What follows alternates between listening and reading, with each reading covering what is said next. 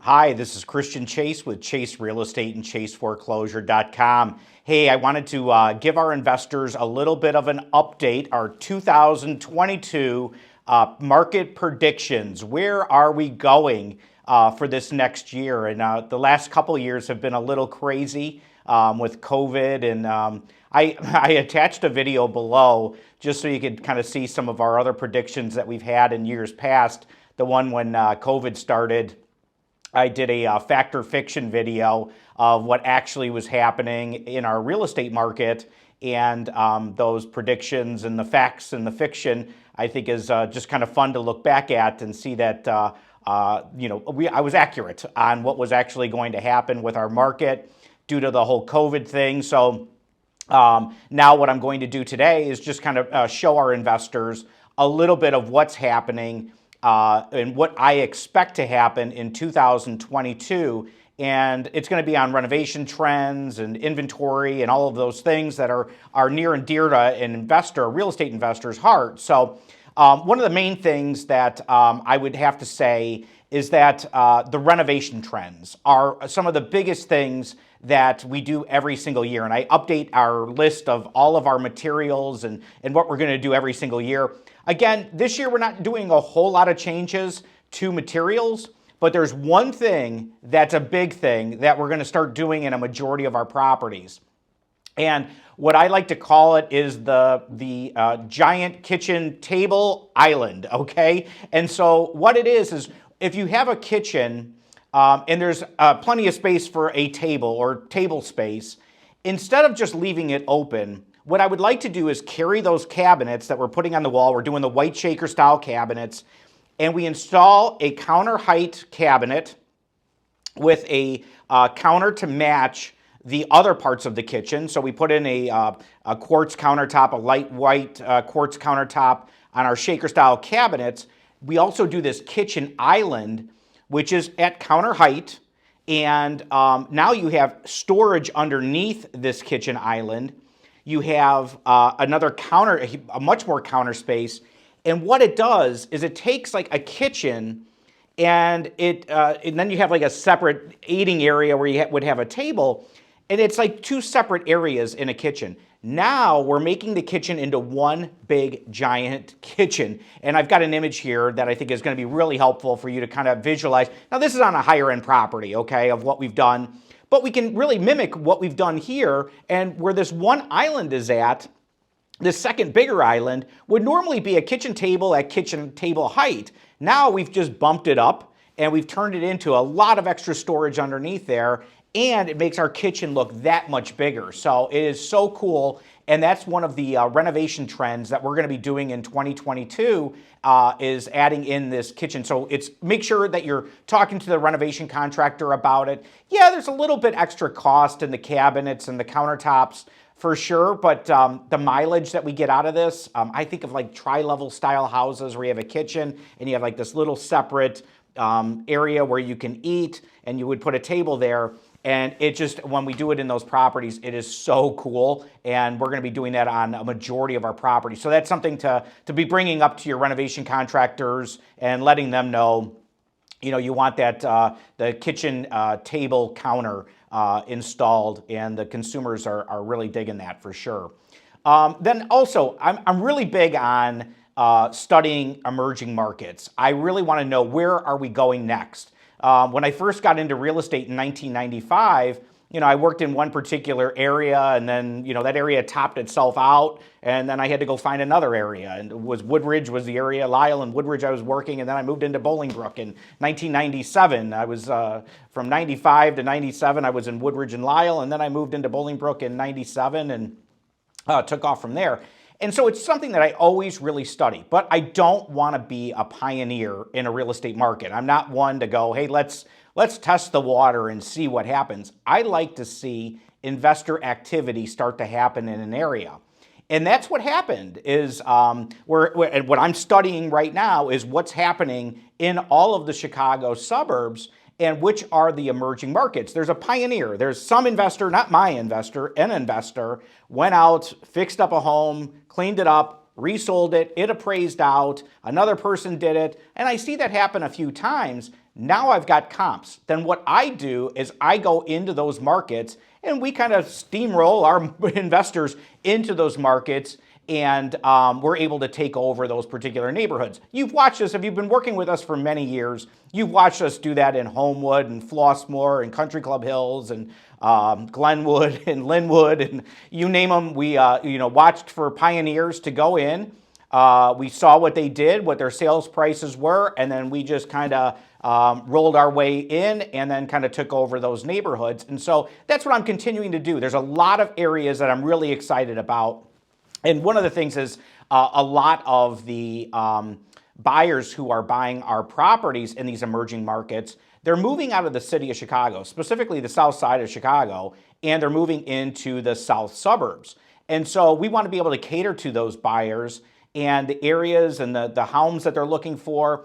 And so that's something I'm watching extremely close. That's not just a real estate thing. It's also the analytics on the back end. Every property that closes, I have my staff that watches over and sees where the buyer, so you have a home in Homewood that you fixed up, cleaned up, you put it back on the market. And what we do is we find out where did that buyer come from and why are they moving into the home. So that's where we're seeing happen quite often. And it's great intel, and it's using something more than the multiple listing service, and it's not a gut feeling. It is showing us, hey, these buyers lived in the south side of Chicago. They've decided, I don't want to live in the city anymore. I want to be in the suburbs, and we're able to buy in those particular areas, knowing that there's an influx of buyers moving into those particular markets. So that's emerging markets. Another big thing, low inventory. That is still a theme. We've had low inventory for the last couple of years, ever since COVID started. That inventory level keeps declining. If there's no homes that are being built, I shouldn't say no, there's very few homes, new construction that's being built. There's no fill-ins. The cost to construct is through the roof. So it's almost impossible to get the inventory levels back up. I think the deficit is like we're shy of 4, and this is national, is like 4 million homes we're shy. And so that's something that is not a concern to me. It's an opportunity for us as investors because it's the inventory, not the foreclosure inventory is good. We always have that. That's our, we've got the good relationships with the banks, the asset managers, and estate attorneys, and all those entities. So I feel very confident on that inventory, but it's low inventory on the resale, which really works in our advantage for investors. So, I've got a graph here that kind of shows you how inventory in the Chicagoland market is trending right now, and it continues to go down. And as it goes down, it makes it much easier for you and I as an investor to be able to sell our property. So if that trend continues throughout 2022, which I expect it to continue into the foreseeable future, inventory levels declining. So that's makes for opportunity at the same time. So that the types of properties that we're getting right now, and I think this is something that you really have to pay close attention to. There's a lot of properties that we're getting. We've always dealt in foreclosures. That's been the bread and butter part of our business. But another part that we're really working on hard right now is forbearance properties, estate sales. We have a lot of estate attorneys that we're working with. We have a number of banks that are connected us up with buyers that did forbearance. So we're getting a special list of those properties as well. They're being sold in a number of different disposition styles. And so, but we're getting those types of properties. And what's awesome about those properties is people lived in them just recently. And so the water's on, the power's on, the gas is on. Somebody was living there, so it was habitable. When I sometimes buy a foreclosure, nobody's lived there for years. I had one foreclosure in Romeoville that was vacant for like 14 years. So, when you had somebody that was living in there, it makes it a little bit more predictable. We're able to know what stuff is what works. You can't live in a house right now without, it's January 2022, and you can't live in your house right now or today while I'm filming this without a furnace working. So, so we kind of know that with those forbearance properties and with those estate sales, a lot of those items are already working inside the property. So it's not like we're even having to budget to replace those. So that's a big part of it. So forbearance sales, estate sales are going to be a big section of our market. in addition to the foreclosures, which we're obviously focused in on and zoned in on. But adding this to the mix is adding additional inventory for our investors. So it's another opportunity that's there. Financing for investors. Now, this is something that I would say it's very, very easy to get financing for our real estate investors, and it's easy for buyers to get financing. And they increased loan limits right now for a lot of the government-backed loans for buyers to be able to buy real estate. So everything is working in our favor there. So interest rates, they're extremely low. When I got into real estate in 1995, interest rates were at like 8%.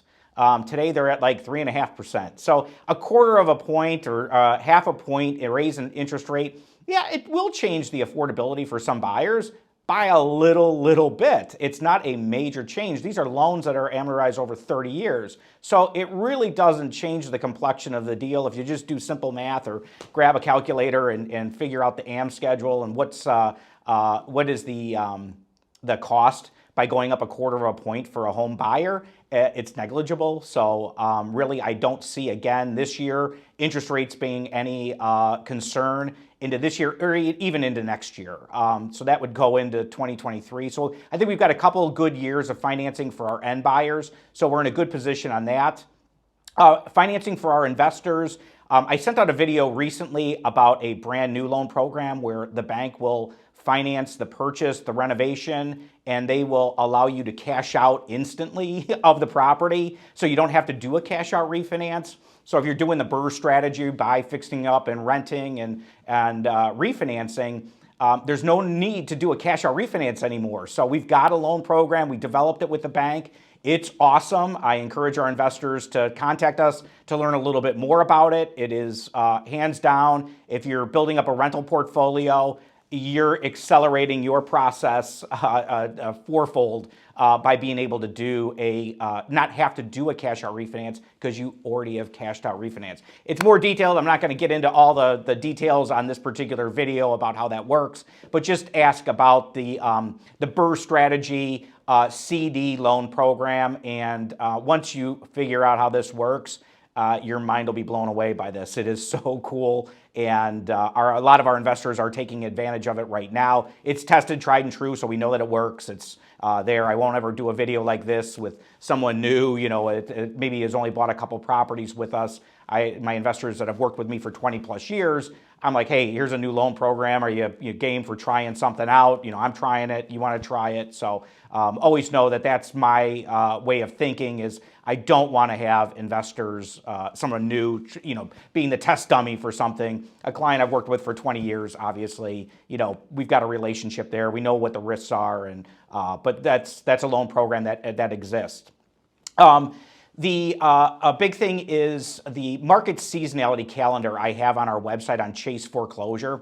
So if you go to the website Chase Foreclosure, there's a calendar, and I developed this calendar probably 8 years ago or 9 years ago, and it's what I call the market seasonality calendar. And it tells you month by month, when is it a hot time to have your home on the market? When is it not? So we're in January right now, and most real estate investors say January. All right, why would anyone want to buy a home in January? January, hands down, for our investors who are reselling properties, we will sell more properties in the month of January for our resale properties. They are all fixed up, cleaned up, to end buyers this month than any other month of the entire year. So you already missed the market. If you're going to invest, you've got to wait for another year to hit the January market. But not really our market, and if you look at the market seasonality calendar we have on Chase Foreclosure, it takes you month by month. Hey, when is it going to be hot? When is it going to be a little bit slower? And it goes through green, meaning that's a great market to have your home on the market. Yellow being, hey, it could be a little bit slower at this point. If you have your home on the market and you're not getting a lot of showings, that's normal. We expect it. If it's red, that means it's dead. There's nothing going on with the real estate market right at that particular point. So I think that calendar can be very, very helpful for an investor. And I really encourage you to watch that. So if you have a home on the market, hey, this is probably like a slower time. I shouldn't be getting a lot of showings.